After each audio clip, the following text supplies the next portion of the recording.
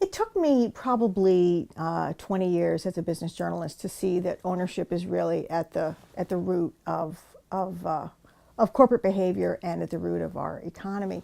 So, there's a story that I think illustrates that. It's in New Orleans, actually. There was a wonderful company there. It's called Ruths Steakhouse. We have some of those in Boston. It grew into this enormous chain. They're all over the country. And at one time, it was run by Ruth. And Ruth, there was a time in New Orleans, they had a storm, they had a blackout. Ruth's steaks were in the refrigerator thawing out, and she said, what the heck? She went out in the streets, she started grilling steaks, giving them away to the rescue workers for free. And this was how Ruth ran her company. Well, that company was sold. It went public, and that means that its ownership shares were traded on Wall Street, a publicly traded company. That happened in the very same year that Hurricane Katrina hit. So the company goes public. A couple of months later, Hurricane Katrina hits. What does the CEO of Ruth's Chris Steakhouse do now?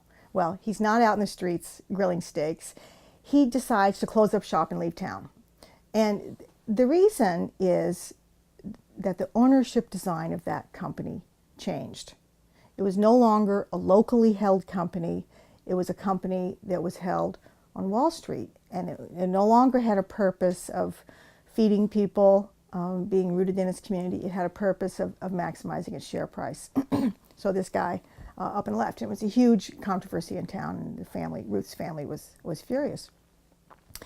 It illustrates what happens when the ownership design of a company changes. And it illustrates something deeper than that, which is that, systems thinking, the scientific thinking behind all living systems basically tells us that system structure is the source of system behavior. Underneath all of these different companies, there is a common structure. It's this ownership shares trading on Wall Street. There's a purpose inherent in that structure, which is to maximize profits, which maximizes share price, and everything else is considered basically not relevant. I've really seen over and over again over the years that is ownership design that drives companies. Another interesting example is Goldman Sachs, actually. All of the big Wall Street banks now, Goldman Sachs, Lehman Brothers, of course, Lehman Brothers went down. That's what triggered the 2008 financial crisis. There's a whole series of these investment banks that were at one time were all partnerships. Now that means that the people who worked there, a few at the top, held the ownership shares. And I had a conversation. My brother used to be a partner at a smaller one of these kind of firms, and he said, look, here's how it works. When you're a partner in a firm, an investment banking firm, and you're trading, you're gambling with your own money. You're trading, but it's your own money, and so there are limits to how much risk that you'll take. But when those companies go public, and all of them went public in the late 1990s, and my brother said, then someone else is taking all the risk and you're making all the money. That's going to change your behavior dramatically. Those companies stopped observing the traditional bounds of risk. They stopped caring if they were financing bad mortgage loans, because they're like, we don't care if they go bad. We're going to get our commissions. We're going to get our money. We're going to sell these things. Someone else is going to hold them. Once again, a shift in ownership design drove behavior that in turn drove the entire world economy off a cliff. Why are we not dealing with climate change? Bill McKibben calls this the $20 trillion challenge. I mean, there's $20 trillion in so-called assets. Well, these oil companies claim to hold all of these petroleum reserves as their assets, and so they lose $20 trillion, their shareholders, or we lose the earth. That's the that's the challenge we're up against. All social systems are value centric. That means that they're organized. We self-organize ourselves around what we care about. Democracy is a social system. We're organized around equality and justice. The courts are a social system. They're organized around justice. So there's something that we care about. We organize around it. Well, Wall Street firms, capital-centric firms, are organized around capital. They're organized around the notion that financial wealth is the highest good and more is always better when it comes to financial wealth. And so let's organize our economy around this principle. And so you have firms organized around maximizing capital. It starts with the financial statements. How do you define success? Companies define success by their financial statements. You have revenue coming in, you have costs going out, what's left over is profit. Well, that's a particular way of adding and subtracting. It's just kind of a made-up thing. But that locks us into a certain way of looking at the world, and profit becomes the purpose of that firm. The design of companies, ownership design, is really the root. It's really the root issue of our economy and of our global crisis. The root issue. But it's so complex. People feel like they can't understand it, they can't see it. And so it's kind of my life mission to help people not only see this and understand it, but to understand that there are other ways of organizing an economy. Not communism, not some fantasy utopianism, but right now in the real world, all over the world, there are other kinds of enterprises that are owned differently. I embarked on a journey around the U.S. and around the globe when I could manage to get myself to different countries, and said, well, how would you design companies different? Are there other companies or other kinds of things that are owned out there now that are different? And I found that there are so many examples of many kinds all over the world.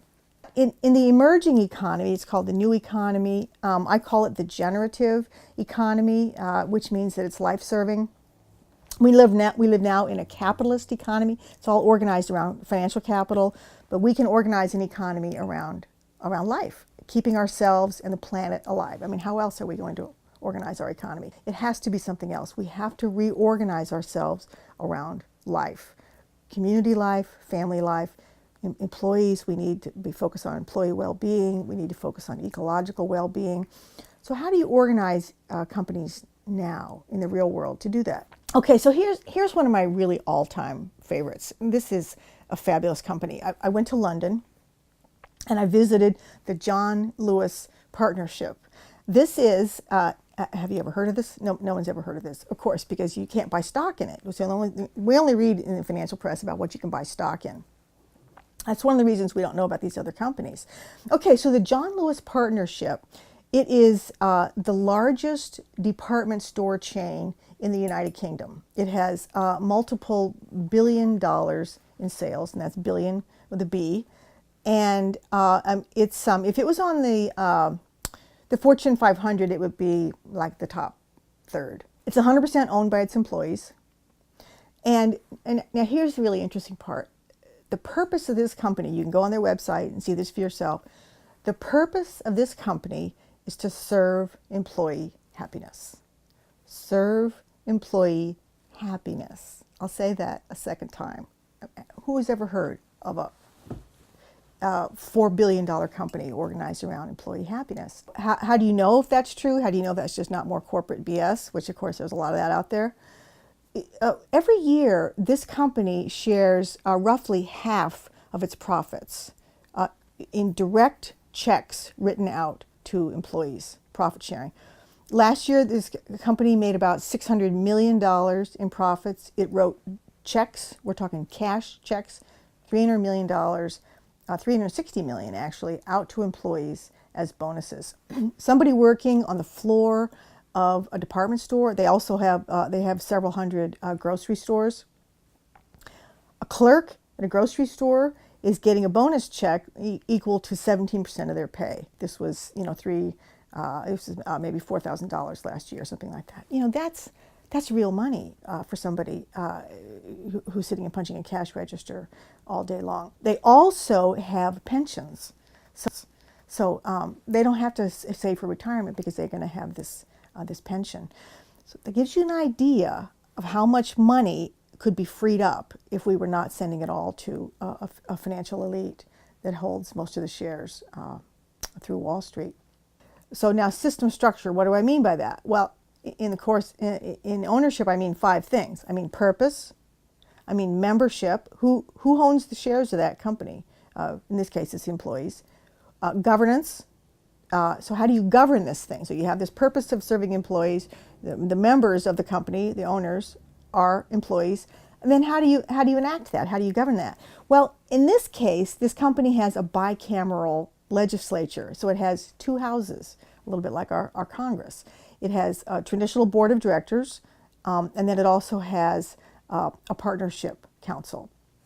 Employees are called partners. Employees directly elect people onto this council. The ladies' lingerie department will elect a representative to the partnership council. The men's shirt department will elect somebody to the partnership council, and they decide things like pensions, and they decide things like contributions policy of the company. And then that body, I think, appoints about 1/3 of the board. Here's an example of a company. Purpose, membership, governance, all focused around employee happiness. This company's been around over 100 years. It's tends to outperform its peers financially. There are really 2 paradigms. There's one, the dominant one that we live with now, we can call extractive. Its aim is extracting maximum amounts of wealth. It's being extracted from the environment, from the community, from wages. That increased value has been extracted for a financial elite. And so what's the alternative? Well, the alternative is what I call generative design. It's about life. What's the DNA of life? What's the DNA of a different kind of economy that's organized to support life? And so employee ownership, that's one of the examples. Local ownership with Ruths Steakhouse. Another example is community ownership. You have, for example, community-owned wind. I visited Denmark, and as you fly into Copenhagen Harbor, you'll see standing there in the ocean waters just offshore, there's a series of wind turbines, tall industrial wind turbines, I don't know, a dozen or more, and that is Lynetten Wind Farm. It's owned half by a municipal utility, which is a city-owned utility, and half by a wind guild. Now, a wind guild, we call them cooperatives in the U.S. or in England. In Denmark, they call them, they're called guilds. The wind guilds are ordinary people like you and me who had a few dollars to invest and got together and said, let's invest in wind. They had to change some of the laws. They had, there was, of course, a lot of work that had to go into it. But they got together. There's no middleman. They didn't go into a mutual fund. They said, let's get together, invest directly in wind, put up some wind farms. And they did. And they jump-started the wind industry in Denmark, which today is a world-leading success. So that's community ownership. We have employee ownership. We have community ownership. You'll notice in both cases, the ownership is rooted in real. It's rooted in human hands. Extractive ownership is very abstract. It's not rooted anywhere.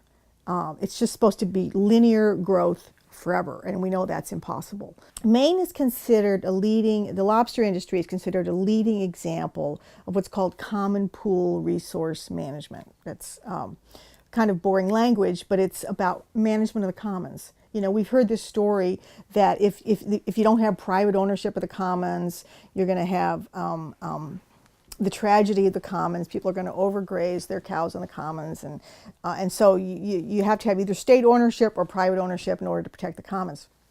Well, that turns out not to be true. There are examples all over the world of communities who are successfully managing the commons. In the Gulf of Maine, which is a very large body of water, most ground fish are depleted.